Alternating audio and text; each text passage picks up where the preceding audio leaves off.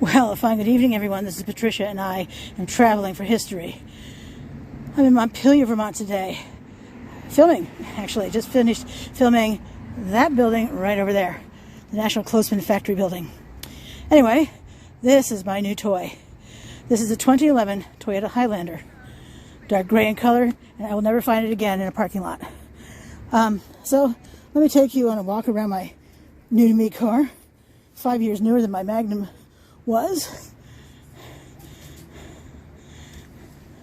I'll even show you the interior. But mind you, it has car stuff from my other car in it. Oh baby, there we go.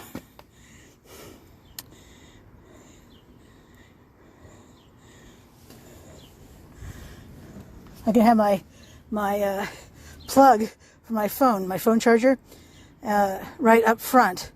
My last car, it didn't work, so that was unfortunate, and so I had to string it from the way back to the front, 10-foot cord. All right, here's the back seat. I did have a dog in here. I've never had a dog before in my car, ever. I don't have a dog. I have a good-looking cat. It does have the climate control in the way back, well, the back seat, I guess. Note there are two captain's chairs rather than a bench seat. So I can only have 3 other people riding with me, although the way back does have these 2 jump seats, which are down right now, and I don't want them up. So, yeah. I like the dual color. It's quite nice.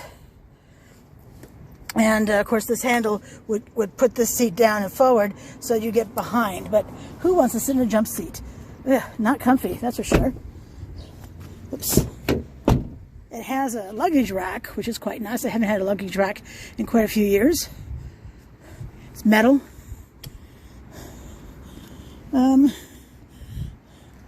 Has the rear wiper and what do you call it? It's defroster on the back here. We have this as well. So this is let me just open the back. Hang on a moment. This is the way back, which is not as large. This vehicle is not as long as my wagon had been, because I could certainly fit more stuff lengthwise in my wagon. But you can see that these seats also flip down flat. I don't know if I could take them out. Probably not. And who wants to do that hassle? I will say I am disappointed that it doesn't have compartments for like press stone, or well, fake press stone, and car stuff. This stuff is, underneath here, underneath this stuff is the seats, and the levers for those are over here. It does have another power thing right here. There are 2 up front, and then there's one right here. So that's fantastic. You can see the cup holders for the folks stuck in the way back. And let me close the back door and come back around the other side. By the way, there is right, where are you? Right here. This is a door lock. If I press that, all the doors will lock. How cool is that? How convenient is that? I mean, I do have 3 keys to the car, and two of the things that open the doors, because they're not on the keys. Then we have this right here. Anyway, so this is my new toy, 2011 Toyota Highlander, and I feel pretty lucky to have a vehicle that practically everything works on it. The driver's side mirror does not work, which is frustrating, but I already have an appointment with my handy-dandy mechanic who will fix it. Then in here,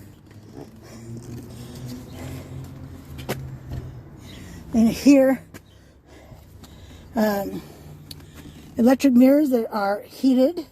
Yay for heated mirrors. Because I do live in Vermont, people. If you've never lived in a cold climate, I can assure you You don't want to have to scrape mirrors. Oh, haven't we? Too many of us have been there, done that. Steering wheel has some controls. I'm going to turn the sound from the radio up or down from here, either this way or this way. Kind of weird. I can answer the phone if I want. And then on the other side, there is the display button, which changes the display between the seats right there.